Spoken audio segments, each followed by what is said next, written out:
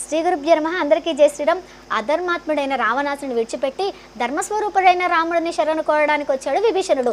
అలా ఆకాశం వైపు నిలబడుకొని వాళ్ళందరి వైపు చూస్తూ, నేను రావణాసుడు తమ్ముడిని విభీషణుడిని సర్వభూతాలకి హితం కోరే రాముడిని శరణు కోరడానికి వచ్చానని చెప్పగానే కొంతమంది వానరులు పరిగిస్తే వెళ్ళేసి కుటీరంలో ఉన్న రాముడికి చెప్పగానే రాముడంతటా రాముడు నిర్ణయం తీసుకోకుండా అక్కడ ఉన్న వానరులందరికీ చెప్పాడు ఏం చేద్దాము అనేసి.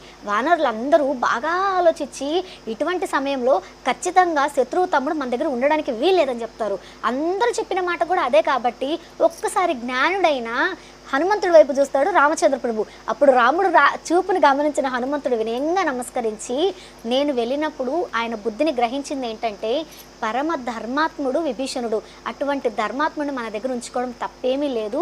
అలాగే ఇటువంటి సమయంలో ఆయన ఉండకూడదని చెప్తున్నారు కదా వీళ్ళందరికీ నేను వ్యతిరేకంగా మాట్లాడట్లేదు, కానీ ఆయన మన దగ్గర ఉంటే శత్రువులు గుట్టురట్లు తెలిసిన వాడు కాబట్టి మనకు సాయం చేస్తాడు అని చెప్పగానే ఆయనకి రాముడికి మాట నచ్చింది.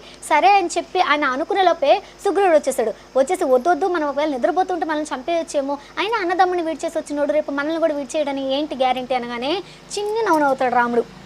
అంటే ఈయన కూడా వాళ్ళని సంహరించిన తర్వాత రాజు అయ్యాడు కదా, ఆ మాట ఆయనకు తెలియకూడదు, ఆయన మనసు నొప్పించుకోకూడదు కాబట్టి గట్టిగా హద్దుకొని భరతుడు లాంటి తమ్ముడు దొరకడం కష్టం, నాలాంటి కొడుకు పుట్టడం కష్టం, నీలాంటి స్నేహితుడు దొరకడం ఇంకా కష్టం నాయన అని చెప్పి గట్టిగా గాఢాలింగనం చేసుకొని ఆయన మనసు నొప్పించకుండా ఆయన ఒప్పుకునేలాగా ఒక కథ చెప్పారనమాట. పూర్వం పెద్ద అడవి ఉంది, ఆ అడవిలో ఒక బోయవాడు వెళ్ళాడు, వాడికి ఎంతకీ ఆహారం దొరకదు, పెద్ద తుఫాన్ వచ్చేసింది, ఆ తుఫాన్లో ఇరుక్కుపోయాడు, ఆకలేసేస్తుంది, చలి వచ్చేస్తుంది. అప్పుడు చెట్టు దగ్గరికి వచ్చి కూర్చోగానే ఆ చెట్టు పైన 2 పక్షులు ఉంటాయి పావురాలు, అప్పుడు వచ్చేసి వాటిని శరణ్ కొడతాడు ఇక్కడున్న బోయవాడు. అప్పుడు అవి ఒక చితిని పేల్చి ఆ చలిగా అంచుకుంటా ఉంటే ఆయన వైపు చూసి నేనే మీకు ఆహారం అని చెప్పి చుట్టూ ప్రదక్షిణ చేసి ఠామ్ అని దూకేస్తాయి, దూకి చచ్చిపోగానే ఆయన తినేశాడనమాట. అలాగా తనని ఆశ్రయించిన పక్షి, చిన్న పక్షి, అది కూడా శరణ్ అంటే సాయం చేసింది. మనం మనుషులం కదా, మన ఇలా సాయం చేయకపోతే ఎలాగ సుగ్రీవా అని చెప్పి ఆయన మనసు నొప్పించుకోకుండా చెప్పి, అదే కాకుండా నాకు ఒక బ్రహ్మాండమైన కఠినమైన వ్రతం ఉంది, ఏంటంటే రామా నేను నీ వాడిని అని చెప్తే వాడిని ఖచ్చితంగా నేను కాపాడుతాను, వాడు శత్రువైనా సరే నేను కాపాడుతాను, రావణాసురుడైనా సరే రేపు గట్టిగా వచ్చి నా కాళ్ళు పట్టుకొని శరణు అని కోరితే వాడిని కూడా నేను రక్షిస్తాను అని చెప్పి ఆయన ఒప్పించిన తర్వాత విభీషణుడిని కిందకి దింపి విభీషణుడిని ముందు కుశల ప్రశ్నలు అడిగాడు, ఎలా ఉన్నావు నాయన అనేసి.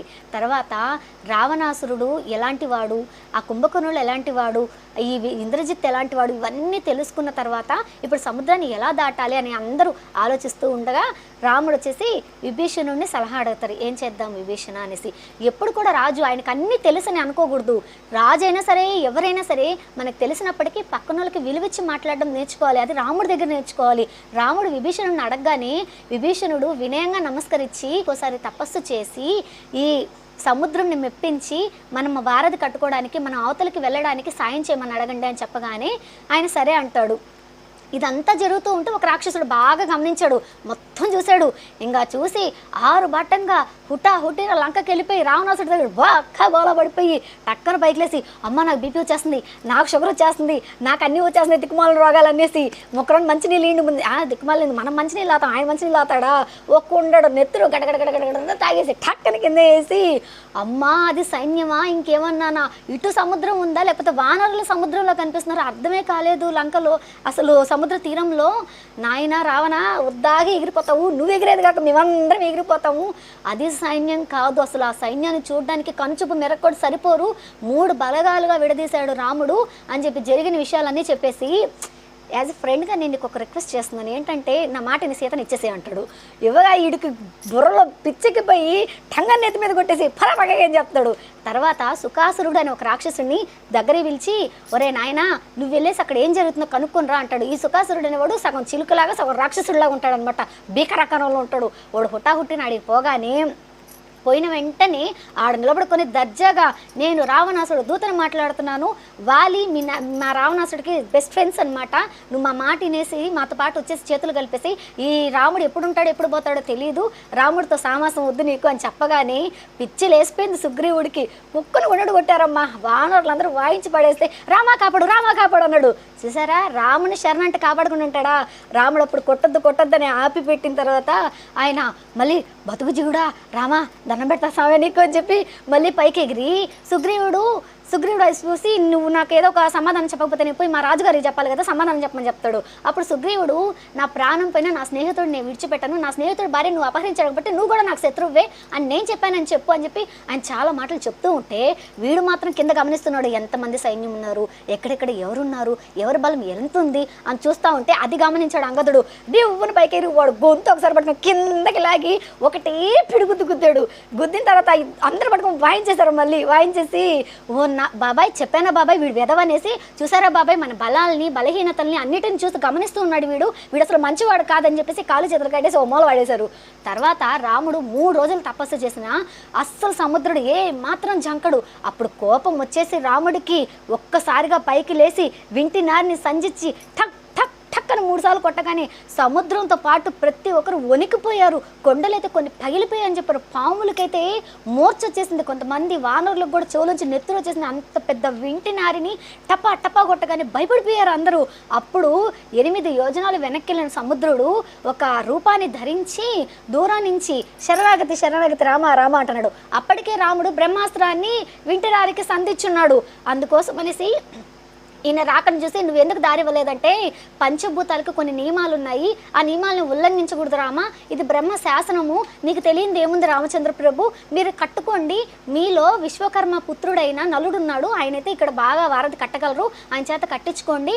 తర్వాత ఏంటంటే మీరు వేసిన రాయి మునిగిపోకుండా నేనే కాపాడుతూ ఉంటాను, నేను మీకు సాయం చేస్తాను అని చెప్పగానే ఇదేదో ముందే ఆడవచ్చు కదా, అది అట్లా ఉంటుంది, దెబ్బ పడితే కానీ దెయ్యం దిగిరాదు అనేసి అప్పుడు నేను పెట్టిన ఈ వింటి నారికి సంధించున్నాను కదా బ్రహ్మాస్త్రం దీన్ని ఏం చేయాలి అనేసి అడిగితే ఉత్తరం దిక్కున కొంతమంది రాక్షసులు ఉన్నారు, వాళ్ళు చాలా పెద్ద రాక్షసులు, వాళ్ళందరినీ చంపేసే రామచంద్ర వాళ్ళు హింసిస్తూ ఉంటారు, అస్సలు మంచి వాళ్ళు కానే కాదు అనగానే ఈయన బ్రహ్మాస్త్రాన్ని సంధించారు. అటువైపు ఉన్న వాళ్ళు మాత్రం ఆ రాక్షసులు మాత్రం చావాలనగానే అక్కడ మొత్తం బీడు భూమి అయిపోతుంది అనమాట, వాళ్ళందరూ చచ్చిపోతారు. అది బీడు భూమి అయిపోగానే భూమికి అక్కడ ఒక వరం ఇస్తాడు రాముడు, ఇక్కడ సమవృద్ధిగా పండ్లు పువ్వులు ఆహారం ఆవులు గో సంరక్షణ ప్రతి ఒక్కటి బాగా జరగద్ది, సుగంధ ద్రవ్యాలు కడ్డీలు అలాంటివన్నీ కూడా అక్కడి నుంచే వస్తాయి మనకి, మంచి మంచి ఏమి దిక్కుమాలిన పర్ఫ్యూమ్స్ అట్లాంటివన్నీ కూడా అక్కడి నుంచి వచ్చేలాగా ఆయన వరమిస్తాడనమాట.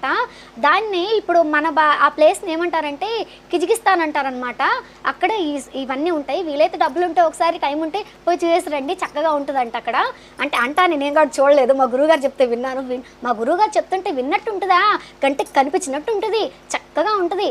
అలాగా మా గురువుగారు చెప్పారనమాట.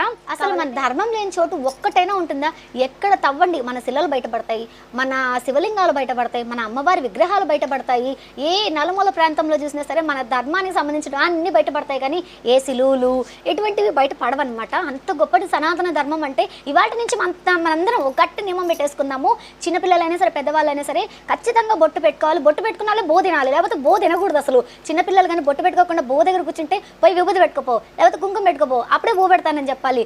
అట్టు పెసరెట్టు 2 వేస్తా ఈపు మీద పోయి దేవుడు దండం పెట్టుకురాపో అని చెప్పాలి. అప్పుడే మన ధర్మం మళ్ళీ అభివృద్ధి చెందుతుంది, మళ్ళీ మన సనాతన ధర్మాన్ని మనమే కాపాడుకునేంత యూనిటీ వస్తుందన్నమాట. ఇంకా అది పక్కన పెట్టే విషయానికి వస్తే భారతి కట్టుకోవడానికి రాళ్ళు శిలలు చెట్లు అన్నీ లాగేస్తున్నారు, సముద్రంలో వేసేస్తున్నారు, అది పీకే ఇది పీకే అన్నీ వేసేస్తూ ఉంటే ఒక చిన్న మాట, ఇది రామాయణంలో ఉండదు కానీ ఇది పరాశర సంహిత అనే ఒక పుస్తకంలో ఉంటుంది. ఇది మనకి వేదవ్యాసులు వాళ్ళ తండ్రి గారు రాశారనమాట.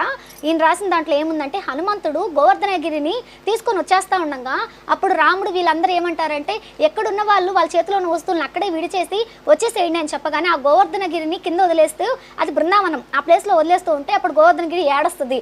ఏడ్చి నేను అక్కడ మా నాన్న దగ్గర ఉంటాను హిమాలయాల్లో, నువ్వు అట్టా కాకుండా పోనీ రాముడు కాళ్ళ కింద పడితే ముక్తైనా వస్తుందని సంతోషపడుతుంటే ఇటు రాముడు కాళ్ళ కింద కాకుండా నన్ను ఇక్కడ అటు ఇటు కాకుండా మధ్యలో వేసావు, నేను చచ్చిపోతానంటే సచ్చకురా సచ్చకు బతుకు బతుకు బతుకు కోసమే బతుకు ఇప్పుడే వస్తాను ఆగని చెప్పేసి రాముడి దగ్గర వచ్చే విషయం చెప్పగానే రాముడు వచ్చేసి ఏం కంగారు పడొద్దని చెప్పు, కృష్ణావతారంలో 7 రోజులు నా కుడి చేత్తో పైకెత్తే అదృష్టాన్ని దానికి ఇస్తున్నానని చెప్పు ఆ గోవర్ధనగిరికి అని చెప్పగానే విషయం చెప్పగానే గోవర్ధనగిరి చాలా సంతోషపడిపోయింది అనమాట. మన సినిమా వాళ్ళకున్న దరిద్రం ఏంటంటే ఉన్నది ఉన్నట్టు చెప్పడు, లేనిది ఉన్నట్టు చెప్తారు. మహాభారతంలో ద్రౌపదీదేవి కర్ణుని కోరుకుందనేసి లేనిది ఉన్నట్టు చెప్పేశారు. అంత పతివ్రత గురించి అలా మాట్లాడొచ్చా? పోతారు, అలా చెప్పకూడదు నాయన, మనకి నిజం అయితే చెప్పు, అబద్ధం చెప్పకూడదు అసలు, అలా చెప్తారనమాట. గోవర్ధనగిరిని చిటికి నెలతో ఎత్తాడంట. ఇంకా నయం, ఇంకా రామరామ ఇదేం కర్మ, ఉన్నది ఉన్నట్టు చెప్పండి, లేనిది చెప్పకండి. అలాగా గోవర్ధనగిరికి వరం ఇవ్వగానే గోవర్ధనగిరి చాలా సంతోషపడగానే ఇంకా మొదలైంది. కేవలం 5 రోజుల్లోనే లంకకి చేరిపోగానే లంకకి చేరే ముందే రావణాసురుడు తమ్ముడైన విభీషణుడు, ఇప్పుడు ఏం చెప్పాలంటే రాముడి స్నేహితుడైన విభీషణుడు ముందుగా అక్కడికి పోయి అక్కడ కాపలా కాస్తున్నాడు. ఎందుకనంటే ఒకవేళ లంకలో ఉన్న రాక్షసుల బుద్ధి ఎరిగినాడు కాబట్టి రాక్షసులు ఈ సేతువుని ఏమైనా పాడు చేసేస్తారనేసి అక్కడ కాపలా కాస్తూ ఉండగా లక్ష్మణ స్వామి అంగదుడు భుజం పైన, హనుమంతుడి భుజం పైన రాముడు ఎక్కి కూర్చోగా అప్పుడు ప్రయాణం మొదలైంది. కేవలం 5 రోజుల్లో లంకకు చేరిపోయారు. ఇంకాసేపట్లో యుద్ధం మొదలవుతుంది. అబ్బబ్బబ్బా, ఆ యుద్ధం చూద్దామా, సూపర్గా ఉంటుంది గోవిందా, మర్చిపోకుండా చూస్తూ ఉండండి. మన ధర్మాన్ని మనం కాపాడుకుందాం, మన సనాతన ధర్మాన్ని మనం నిలబెట్టుకోవడానికి మనకు తగ్గ సాయం మనం చేద్దాం. పురాణాలు విందాం, వినిపిద్దాం. జై శ్రీరామ్, జై శ్రీరామ్.